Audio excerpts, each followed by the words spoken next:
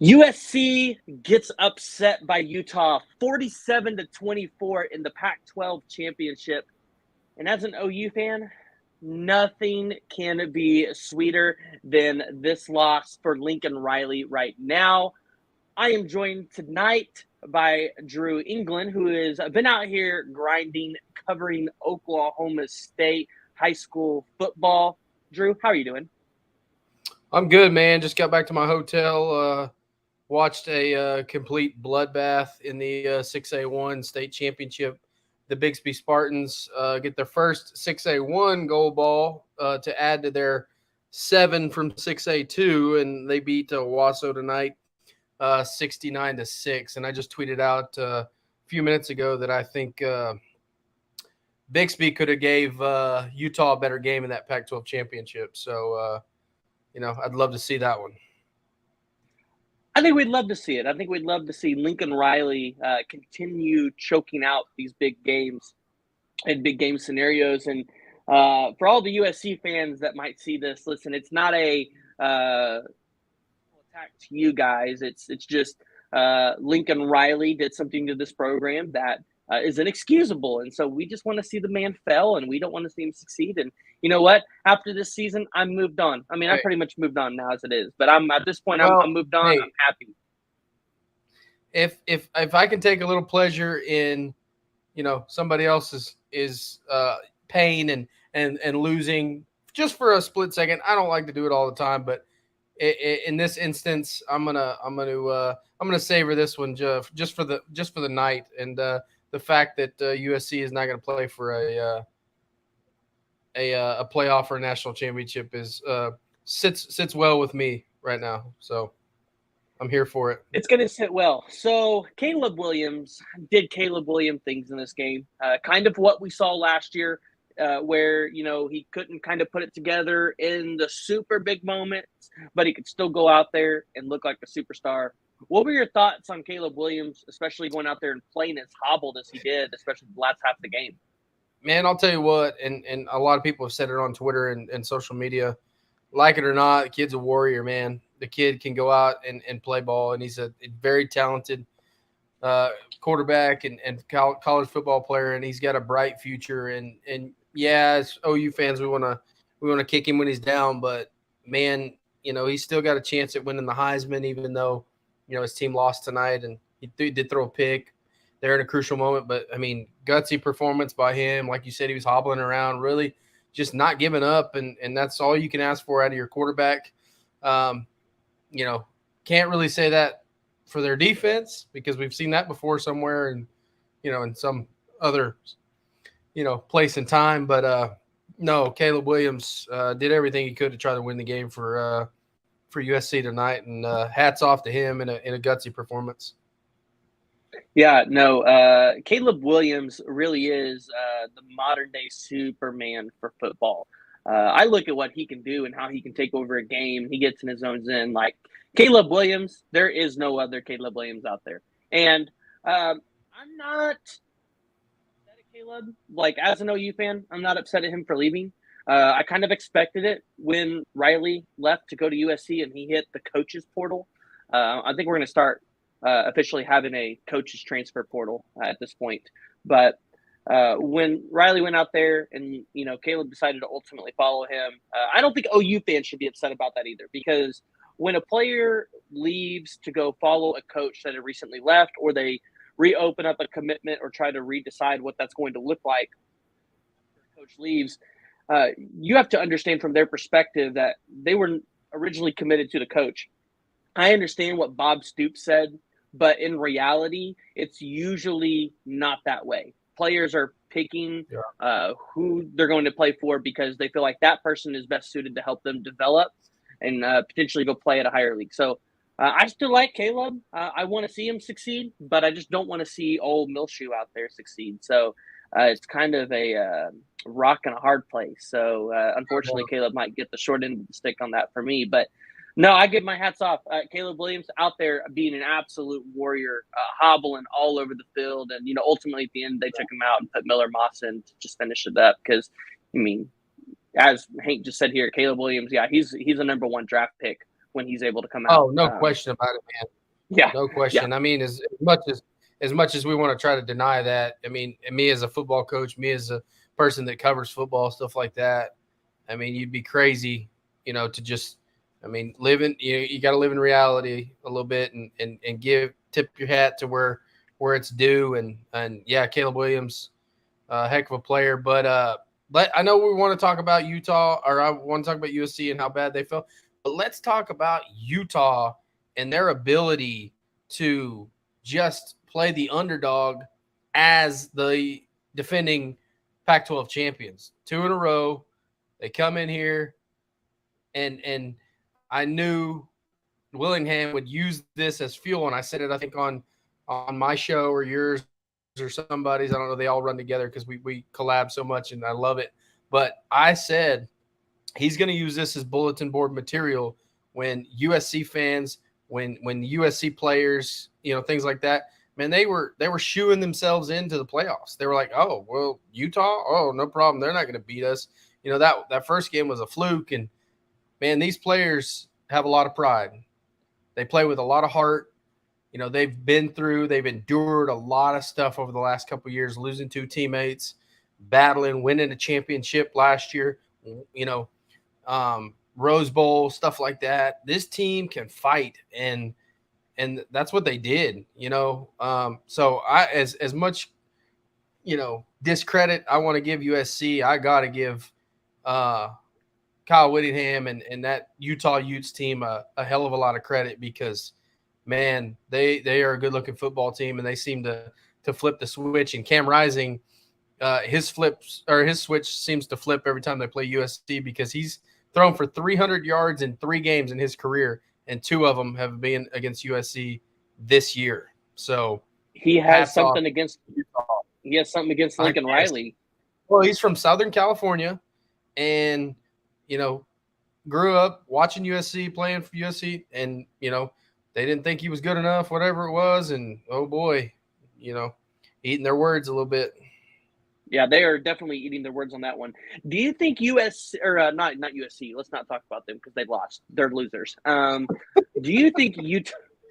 Yeah, we only talk about winners on this podcast.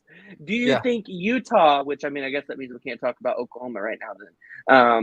Then, yeah, I just went there. Do you think Utah had some sort of chip on their shoulder though?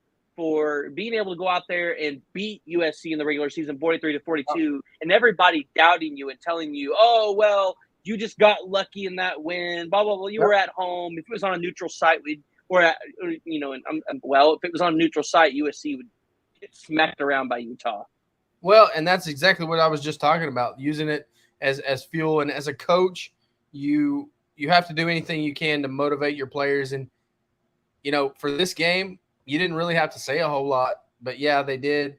And yeah, they had a huge, I don't think a chip is big enough. I think they had a cinder block on their shoulder for this game and just nobody giving them respect. And now Matt Leiner's on TV right now, patting, Utah's coach on the back and like, oh yeah. Well, and he's, so it's classic. I love it. But yeah, you got to give a lot of credit to Utah and the way they fight and their resiliency when it comes to these type of games, because like I said, defending Pac-12 champs, and it was all USC until, it wasn't 47-24. Yeah. Does Lincoln Riley cry tonight? Yeah, maybe a little bit. So, but it's good. So, hats off. It was good therapy. It was good therapy after a season where, we're pretty much having to rebuild in a way that I would say never use the word rebuild with Oklahoma, but Oklahoma's having to rebuild and Riley's out there having success. We've had to take all the beatings, the verbal beatings from USC fans talking about how they stole our coach, they stole our quarterback, and they're going out there and they're succeeding. I wonder if Latrell McCutcheon's dad is out there saying fuck the OU defensive coaching staff tonight. Gosh. Yeah. You want to talk about, karma at its finest tonight with a few people. Yeah. I wonder where Latrell McCutcheon's dad is at a time like this. So, but yeah, Hank, I know that Caleb cried, but here's the deal. again, Caleb Williams played really well. I have nothing against Caleb Williams. I think Caleb Nope. Williams is a great player, and I will root for him all day long. Nope. Lincoln Riley, on the other hand, he can take my size 10.5 foot and shove it up where the sun don't shine, because that's how I feel about him right now. Hey, You make don't, that you two. don't, Make that 2 10.5s because I wear a 10.5 as well. So you don't leave a program and completely dismantle a program the way that he did by taking the players, right? You do it the way Brent Venables did and said, if you want to follow me, you have to stick it out another year at that football program. And then if you want to still come, then you can come later on, right? You got to do it the right way. You can't just leave and take all the players with you. That's not how this works. So, no but doubt. there are some other big news going around right now all over the Twitterverses. It's been, I would say, more or less of it was less of a rumor that's kind of been spread over the past couple of days. But Pete Thamel is basically confirming this, that Deion Sanders is preparing to take the head coaching job at Colorado. He's kind of just spent the past week recruiting staff and players. I have even heard is starting to look at defensive coordinators and defensive guys from the Alabama staff. So if that's true, this is going to be very interesting, what Deion's trying to do out there at Colorado. Pac-12 is becoming pretty interesting. And if you're the Big 12, front and kind center. of talking about expansion a little bit, I'd be going out there and trying to get Colorado while Deion's out there trying to expand your conference a little bit more and get some more headliners in the conference. But what's your thoughts on this Deion Sanders stuff to Colorado? I think we talked about it a few times here in the last couple of weeks, and me and Zach on my podcast, we were talking about the potential moves and where we thought he would go. But for me, I really thought he would stay in the South. I thought, obviously Auburn was a possibility, but I think I really wanted to see him go to like Georgia Tech or South Florida, somewhere like that, where I felt like he could probably recruit better and have a better area and stuff like that. But he seems to know a game plan, and he has that in mind, and he thought that Colorado was going to be a good fit for him. I know one thing with the name like Deion Sanders and the rapport that he's built with so many people, and just the way he's been able to coach. I think you put that together with his ability to recruit, and I think he could. If anybody could do it, he could definitely maybe turn around a Colorado program and get some guys there, and he's going to have better facilities than he had at Jackson State, a little bit more resources, a bigger conference. And maybe take some guys with him to Utah. Travis Hunter, some of those guys. Be interesting to see what moves they make and what kind of recruiting class he can put together when he does officially sign on the dotted line and become the head coach for the Colorado Buffaloes. But it'll be exciting. I mean, this is a step up for him. Going to a Power 5 conference, and we'll really get to see what tricks Deion has up his sleeve to coach it at a higher level. So good for him. I think he obviously built himself as a Hall of Fame corner, probably the greatest corner to ever play the game, and use that to propel himself into coaching. I think a lot of people were when he first got in it were like, oh, Deion Sanders is going to be able to coach football. I don't know about that. I mean, he played it really well. We'll see. There was a lot of skeptics, but I think he put some of those skeptics to bed when he won a lot of games at Jackson State and doing that. But then again, Jackson State, Colorado, that's going to be a step up, and the competition, stuff like that. But certainly I think he's up to the task, and we'll see what he can do out there at Colorado. Yeah, and I think one of the big things is, right, when we look at what he was able to do last year in the recruiting class for Jackson State, he landed the number 1 overall player in that recruiting class in Travis Hunter, then goes and lands a top 60 player in Kevin Coleman, the 4-star wide receiver. You would expect both of those guys are following him. But if you look at what he did in the transfer portal, for them to be a HBCU, I hope I got that right, and to get the guys that they got in the transfer portal, that's impressive. So I have no doubt in my mind him going to Colorado, especially with a lot of the names that have hit the portal, Mm-hmm. that he's going to be able to put together a competent class and a competent team to at least be able to go out there and compete in the Pac-12 in 1 year. Because it's not like the Pac-12 is super, super strong. You really got Oregon at the top, which I'm not sure what they're going to be without Bo Nix next year. But so you got USC, Utah, and then question mark Oregon and Washington. Here's the thing, and Brock Hewitt pointed it out on the telecast just a little bit ago. Utah is still a young team. They've got dudes up front that are coming back. Their running back is young. They've got some receivers that are young. Cam Rising can come back for another year. And so they're not going anywhere. They are the team at the top of the Pac-12. UCLA, a pretty good team out there. But here in the next couple of years, maybe Deion's looking ahead because you're going to have USC leaving. You're going to have Oregon leaving for the Big Ten, and so it's maybe right for the picking here in the next couple of years for Colorado to maybe take a step up and compete for conference championships. Yeah, it's going to be interesting. I'm curious to see what Deion does. Let's just say Deion gets there next year.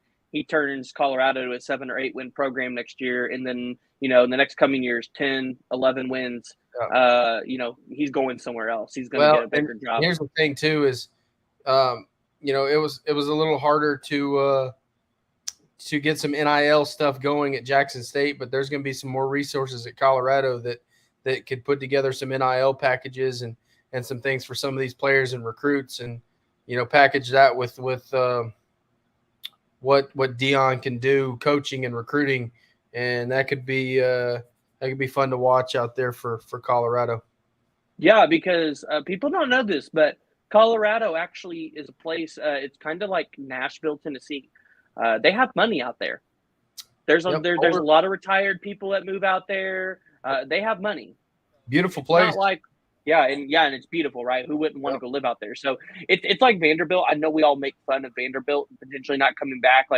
Those are teams you have to kind of watch out for on the side, because if it comes down to NIL money, they could definitely sneak in there and potentially pay somebody. So I'll be interested to see what Colorado does. I'll be interested to see what the Pac-12 looks like. Lincoln Riley now has another competitor. I would assume when he left the Big 12 and left Oklahoma that he thought he was going to an easier conference. Mm-hmm. But it seems like the Pac-12 just keeps getting maybe a little harder. And I don't know if he realized that they were going to jump to the Big 10 in a few years too. Maybe he's got a game plan to exit stage left here at USC if he so chooses here in the next couple years before that move. But you never know what Lincoln Riley's up to. But at the end of the day, he can still coach offense. He's got to find himself a defensive coordinator. Losing another big game seems to be him and Alex Grinch's theme over the last couple of years. Yeah, so you talked about it. He needs to find himself a defensive coordinator. Alex Grinch, his defense will do just enough to get you by in the Pac-12. It's obviously not going to win you championships. It couldn't do it here in Norman anyways. Where do you think Lincoln should go in terms of a defensive coordinator? When he originally went to USC, I guess he had made a call to Venables. Venables turned him down. But that was a call that was made. So where does he go from here? Does he have to go find an up-and-coming coordinator, or do you think they can just realistically go pay somebody and hire them? Man, I really don't know. You would think that would attract some really good names, stuff like that. I think he really has to, it's not so much everybody can say, well, Alex Grinch was only at USC 1 year. How are you going to fire him? No, he's in your system. He's been in your system for 4 years now, and you know what you got with Alex Grinch. There's no more, hey, let me keep proving it to you. Yeah, you are proving it. You can't, So I think he, this offseason, I think he may have to seriously consider, cutting ties with Alex Grinch and go finding somebody to maybe change the change the way they play defense and maybe some scheme, maybe, whatever it is. But yeah, I mean, after, this will be, I think, the fourth year for Grinch and in that system and everything like that. Uh, yeah, I think it's time for maybe a change and maybe to see if they can't get a little bit better on defense. Yeah, because it's not even going to work with just recruiting higher end players. We saw him do that at Oklahoma, and that wasn't necessarily something that fixed the defense because they're in the running. When you talk to USC sources, you're hearing very good things about them landing Mateo Uyunglele, right? The 5-star edge rusher from Bellflower, California. Yep. California. And, it's great that you can go John land Bosco. it's great that you can go land a Domani Jackson or a Matayo, but also at the same time, you got to have somebody that's going to be able to go in there and develop them and be able to use them successfully. Well, especially like I just said, in the next couple of years, you're going to go to the Big Ten, and you're not going to be able to get away with smaller guys up on that defensive front when you got Michigan, Ohio State, Illinois, Nebraska with Iowa. Matt Rule, get that thing running. They run the football up there. They'll line up. Let's go toe to toe, and they're gonna push some. They're gonna push some D-line guys back, and we saw what Michigan did against Ohio State. If USC's got the same type of defensive lineman they do now, holy cow, it's not going to be pretty here in the next couple of years when they jump up to really tough, gritty in the trenches, football. So yeah, they're going to have to. If you're looking ahead, you need somebody that's going to get you a D line that's going to be able to get some push against some road graders up there in the Big Ten. Yeah. Now I will say this though, I could see Grinch potentially getting a head coaching job somewhere, or at least getting head coaching looks. That's a possibility. Now that this game is finished, maybe there were some other schools that were waiting to talk to him. We already said South Florida.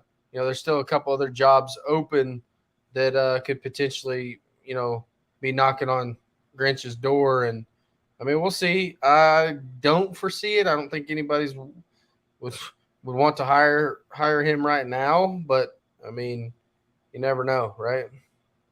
Yeah, you never know. Hey, listen, there are 66 of y'all in here, and only 8 of you guys have hit the like button. So if y'all could do me a favor, jump right down there and smash that like button real quick. It really helps guys like Drew and us out on our podcast. It helps get us out there to more people, especially, when we try to talk a little more college football, give you guys a little more nuggets outside of just our Sooners, because we could talk about those guys all day long. But is there anything else that you have about the USC-Utah game that either surprised you or something that you were just glad to see in the game? I honestly thought USC would come out and be a little more physical and really attack Utah's defense. But then again, Utah is still that team, man. I mean, it's still physical and stuff like that. So, I don't say I was quite surprised at how physical Utah is because that's their MO. But USC's offensive line was pretty bad tonight. Caleb Williams was running for his life all night and making some plays, doing stuff like that. But yeah, we were talking about defensively and how they need to get better.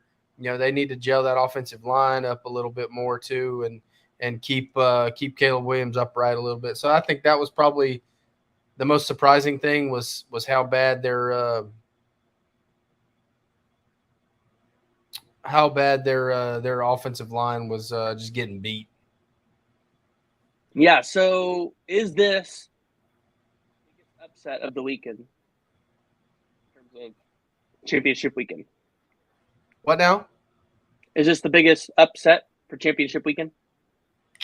I said this. Stars are aligning for Alabama and Ohio State right now. Well, I mean, Ohio State's in. That helps them. I mean, that's huge. They're in. They're the only one-loss team sitting there now with a spot, so they have to slide them in now. I don't think you can you can put Alabama over Utah or over Ohio State. So they're in a good spot. And if TCU goes out there and loses, yeah, they're definitely in. And then you really got to consider, does TCU stay in the mix? Does Alabama come up there? Certainly, you can't put USC in that category now, losing to Utah, not only once but getting, skull drug in the championship game. You can't even consider them anymore. So it's going to come down to Alabama, Ohio State, and if my crazy prediction the other day was that USC would lose and TCU would lose, and that Ohio State would get their rematch against Michigan, and Georgia and Alabama would get to play each other in the playoffs. So I'm going to stick with that crazy theory and say that TCU loses tomorrow and Alabama somehow finds a way to get in there. So, question that's on my mind and question on everybody else's mind. Well, should be a question on everybody else's mind. Does Drake May hit the portal after the championship game? Ooh, that's going to be an interesting. That's why we love college football, man. So many little storylines, so many little twists, little plots. Hey, you do you, man. That's what it comes down to. You got to do the best. You got to have the best. Put your best foot forward and put yourself in the best situation you can. But I mean, there's talks. I've heard little rumors, little rumblings that he may find himself at Ohio State or somewhere like that because they're going to be looking for a quarterback. A&M, are they sold with Wegman? Some other spots that they could, potentially need quarterbacks. I think Auburn, there's a spot there with their new coach, Hugh Freeze, and some other spots. So certainly there's some programs around the country they're going to need a starting quarterback next year. And Drake May, I still think he's the best quarterback in the country right now. So yeah, the rich could be getting richer, and when I say that, I mean Alabama could be getting a lot richer on the. Yep, Alabama's Saturday. Another one too. Yeah, because remember he was. Yeah, he took that visit out to Alabama and almost went there, so that'll be interesting. Is there any? Matt has a question here. He said that I think they'll take a quarterback. Do I think they'll take a starting quarterback? Maybe not, but yeah, they're going to have to hit the portal and maybe grab a quarterback, or with Jackson Arnold coming in as well, you could potentially see somebody else depending on what these other quarterbacks, General Booty, Davis Bevel, Nick Evers, some of these other guys, if they so choose to hit the portal, then yeah, you're going to have to go out and at least get one. Micah Bowens, somebody like that. If you're going to have to. Ralph Rucker is actually in the portal, but he, I wish he would have got a little more time because that dude. I like him. I love Ralph Rucker, and I wish him the best. He's still got a lot of eligibility left, and he could end up like a Tanner Mordecai, having a pretty good career, stuff like that. But yeah, I think we'll end up taking a quarterback, but not like to fill DG's shoes. I still think Dylan will come back next year.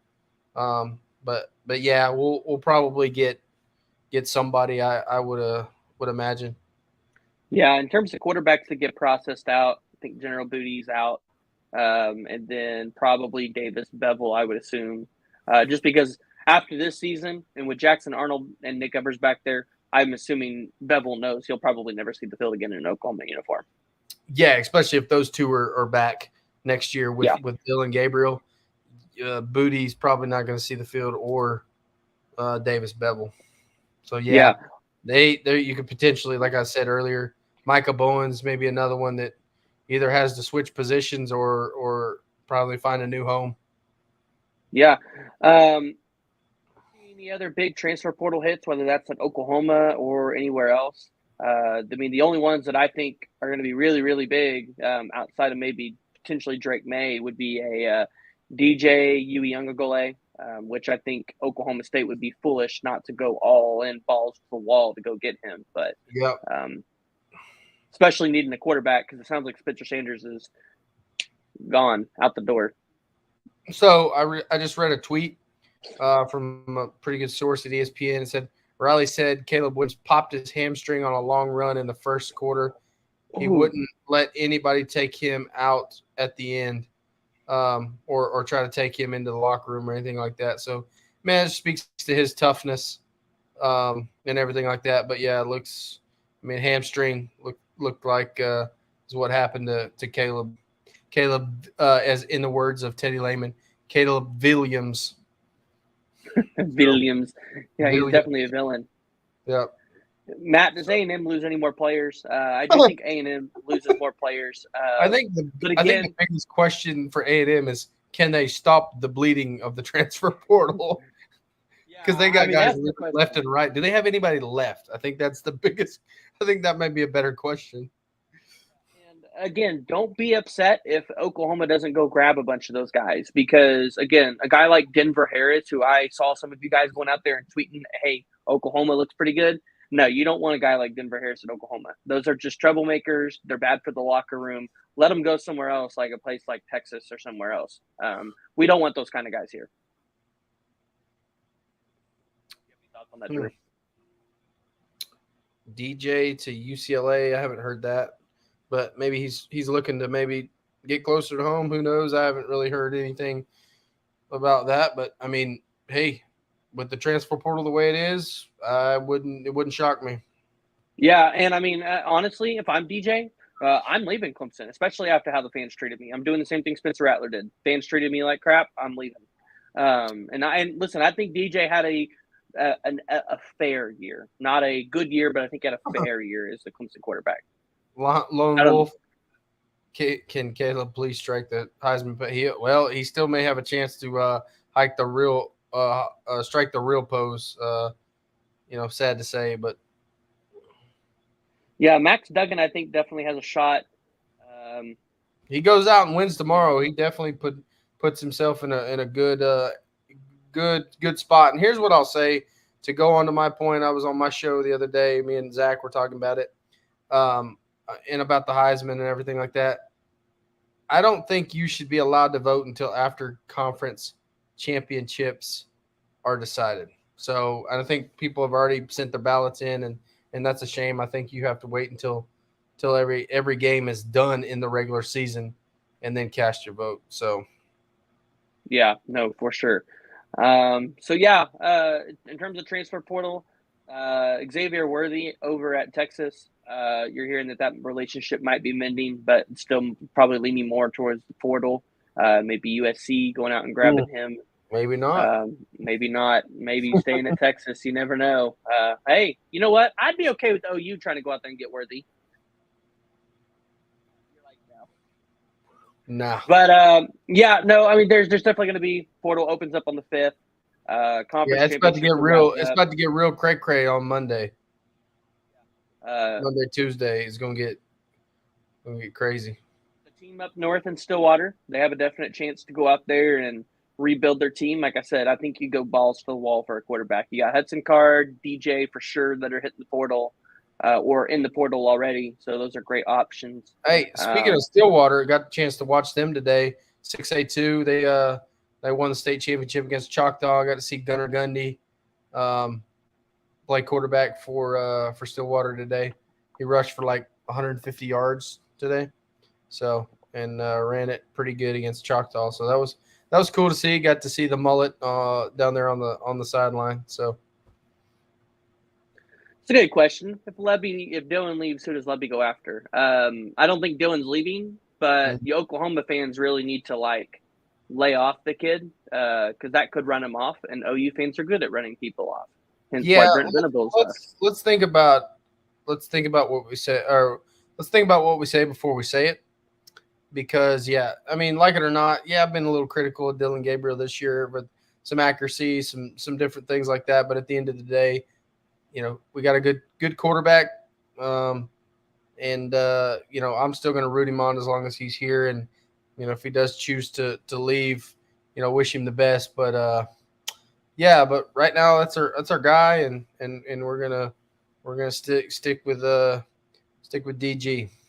Yeah, I don't think he leaves. I don't think Yeah, it's I a don't think he possibility. But does either. again, and we're not going to get into the whole quarterback conversation, but I will say this because I want to keep reiterating this. I want you guys to think about this a little more because I know I made a whole video on it, and over 140 of you guys commented, and I'm not able to respond to all 140 of you guys. But the deal is not having Kel Gundy in that wide receiver room hurt the wide receivers a lot this year.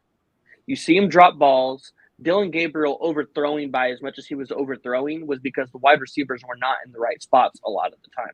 And so, yeah, Dylan Gabriel could have been better at sometimes, but you also have to look at that wide receiver room so that not putting all the blame on Dylan Gabriel because it's not all on Dylan Gabriel. And No, so, there's got to be definitely some cohesion and a little bit more mesh there when you talk about receiver and quarterbacks. You know, there's still a little relationship building there and chemistry that's still got to get worked out, and guys got to find their roles. You know, I think Jaleel Farouk took a big step this year.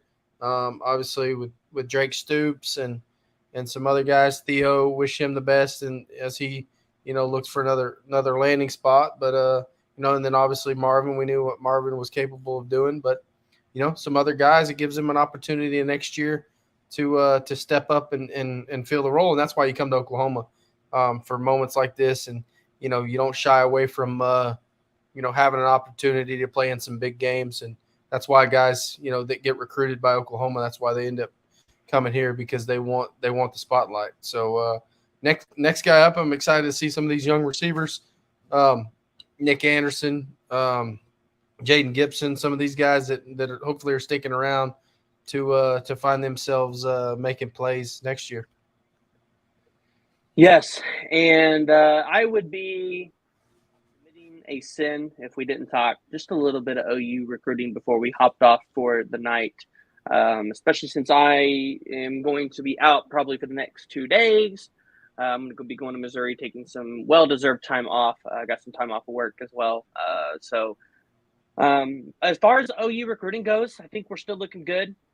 And hey, Drew, feel free to hop in here as much as possible. But I saw one comment here I wanted to attack first.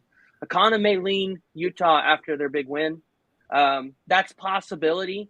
Yeah. Remember, his family's from Hawaii. His dad's still in Hawaii. So I don't know if necessarily it's 100% sold that hey, they're Utah. I mean, Akana's Well, hard they've to read. actually lived up there too, so they've got some relationships with some people in Utah. So it's definitely not out of the realm of a possibility. It's a strong consideration, maybe, and Yeah, if that's a fit for it's him, you know, so yeah, it's a strong possibility. I think one of the things is he's a hard guy to read. Something that necessarily yeah, a lot of even the recruiting experts really haven't been able to nail down. The one thing that you really see across the board with Akana is Oklahoma. yeah, A consistent thing there. So yeah. that's I something think, good. yeah, we're still pretty confident in his, him signing on the dotted line for Oklahoma coming signing day. So somebody I asked feel a couple questions about Tarver, favor Alton the Tarver. do you want to touch on that? Because I don't really have much to say on that. I Yeah, mean, I mean Alton. I think it's more of a situation, without saying too much. Is I think he maybe kind of saw a little bit of the writing on the wall and knew that maybe some other guys were going to commit, and maybe he felt like the better opportunity was to maybe go somewhere else. I know he may have had some other things going on personally or in his family, or you never really know, but again, with anything, not going to bash on him for making that decision. Wish him the best if he chooses to, go somewhere else. Again, here's another thing: just because guys enter their name in the portal doesn't necessarily mean they're leaving. You know, but with Venables and his new policy, maybe it does. But it's one of those things where, you know, you just wish them the best and you hope that they succeed wherever they go or wherever they end up. So yeah, I do want to touch this. David Hicks, is that why he left? No, I would not say it's because of David Hicks. I still think OU's probably got a 40% chance here with Hicks. I know, Drew, you probably feel a little bit less than that on me. Don't hold your breath on Hicks, guys. That one's one of those you'll see it when you believe it. It's great. We'll show them our support from Oklahoma, but I think Hicks is going to be a little bit tougher to go land. So Yeah, and his recruitment's always, and like we said, you know, here recently, and not even um, late. I mean, lately, you never know with him, and like you said, I think you said it best. You know, with David Hicks, you know, we'll believe it when we see it, and so that's kind of where I'm at with Hicks. If he comes to Oklahoma, man, heck, yeah, that's phenomenal. But if he stays with A&M, you know, maybe the NIL, the money was just too steep and a huge, you know, piece of the reason why he's sticking with his commitment there. So again, you know, wish him the best and you know, making his decision. I know it's not easy and people got to understand they're 17, 18-year-old kids making these big life altering decisions, and it's not easy. You know, walk in their shoes for a little bit and really step back and think of the pressure and the stress that some of these guys are under. Yeah, it's a fun process, but at the same time, it's tough because you're making decisions not only for yourself but for your family, for some of these guys who have kids and responsibilities and stuff like that. If it was just about football, it'd be an easier decision, but they got life goals, they got things they want to accomplish, and they're trying to get to the place where that fits them the best. So in recruiting, you always got to look at the whole picture and not just a little snapshot of what some of these guys have to go through. yeah, and you know what? This is our first real year with Venables on the recruiting trail. I don't expect the defensive line to just look massive in terms of this recruiting class. Next year is the year, guys. So just wait it out. It'll be okay. Eye out for two names: CJ Blocker, Etta. Those are going to be some key names to watch out for Oklahoma in terms of recruiting as the recruiting cycle starts to end. Jimmy asks real quick, will Dindy and LT Overton go to the portal? You hear some of these A&M players saying they're locked in, and then you hear people say they're going to the portal. So you know what? These are going to be some of those situations where you're just going to have to wait and see because it's getting to the point now where it's kind of hard to follow the paper trails and everything else. So other A&M, than nothing is safe. yeah, nothing is safe out there, A&M. Other than that, I really don't have anything else. It still looks like Deuce Robinson, the five-star tight end, is going to USC. Still hearing some really good things about that. Nicholas Harbor, the five-star athlete, that's something to potentially watch. Not necessarily for Oklahoma, but there's some pretty big schools trying to get in on that recruitment. He hasn't really made a solid commitment or anything to any school. So that's one to watch out for. Watch out for potentially a Dante Moore flip as Kenny Dillingham leaves Oregon, goes to his alma mater at Arizona State. And then also Anthony Hill. Those sweepstakes are going to start ramping back up again. I expect LSU to get in on that one full swing. And then also maybe potentially OU tries to get back in that one. You never know. Anything's possible. So, Drew, is there anything that I missed or anything that you want to say to that or anything? No, always fun to get on and talk and everything like that, especially after a full day and night of football for me. From high school to college, it was fun day. Back for another day tomorrow. I am on doing the color commentary for those of you around Oklahoma on 97.1 The Sports Animal tomorrow for 5A. McAllister versus Carl Albert. It's going to be a good matchup. And then 4A, Cushing and Wagner. You can hear that on 97.1 The Sports Animal if you want to jump on either the app or search Sports Animal Tulsa, and you can click on it and listen to us do the commentary, do the play-by-play. But it's been fun, man. I get paid to cover football, and I never thought I'd do that. So it's been a fun little side gig. I'm all in it with coaching, with doing some color commentary and our podcast, the Under Official Review podcast. Me and my buddy Zach Merrill. You can catch us over there. Search us on YouTube, Twitter, Facebook, Instagram, all that good stuff. But anytime I get to talk football, doesn't matter what level, I'm here for it. Yeah, no, for sure. I do see something popping up here in the chat, and we're gonna have to address this again. We addressed it yesterday during the JP and Trav show. No, it was on Wednesday during the JP and Trav show. Kel Gundy is not coming back to the University of Oklahoma. That ship has sailed. Bringing it up. Please, everybody, Not coming. He please, has 100% moved on. 1 yes, billion% moved on. yes, and I know you guys see my Much dog. as much as I love Kel Gundy, and I'd love to see him, but yeah, it's time to out with the move. old, in with the new. Kel's going to have lots of opportunities, potentially with Stoops or doing something else. You never know. But yeah, Coach you guys Cabana, he's done a great job with that, and Coach Switzer, yeah, really happy with what he's doing. Again, with him, wish him all the best. So yeah. So all right. Well, on that note, we're going to go ahead and let it go. I'm going to go let my dog. It would be fitting it'd be fitting if we didn't do this. Peace. Fight on. Emoji cry face.